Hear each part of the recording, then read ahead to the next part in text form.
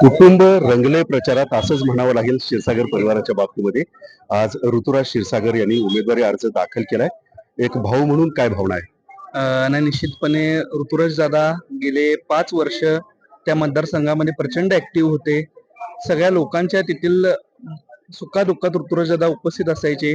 आमदार राजेश क्षीरसागर साहेबांच्या माध्यमातून तिथं त्यांनी भरघोस निधी दिलेला आहे.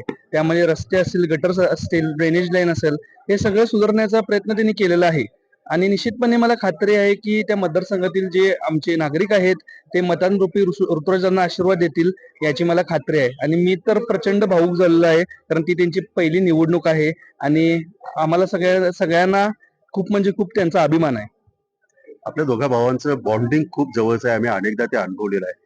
काय असे गुण आहेत ऋतुराज दादा की ते या निवडणुकीमध्ये त्यांच्यासाठी खूप किलर इन्स्टंट ठरतील? त्यांच्यातील गुण म्हणजे ते लोकांना ज्यावेळी आवश्यकता असत्या त्यावेळी ते त्यांच्यासाठी 24/7 अवेलेबल असतात.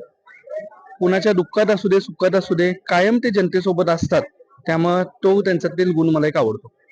शेवटी भावाला काय सांगाल?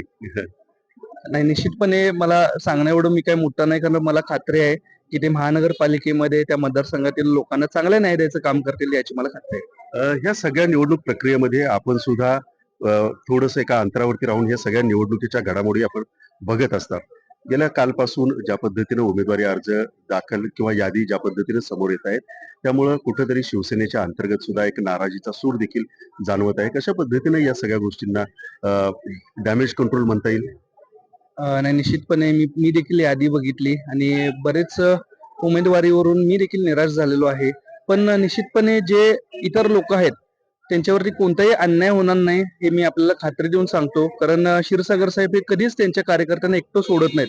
कार्यकर्ते म्हणजे आमचं कुटुंब आहेत आणि मला खात्री आहे की निश्चितपणे क्षीरसागर साहेब कुणावरती अन्याय होऊ देणार नाहीत. त्याचबरोबर काल कोल्हापूरमध्ये 81 जणांची उमेदवारी यादी जाहीर झाली.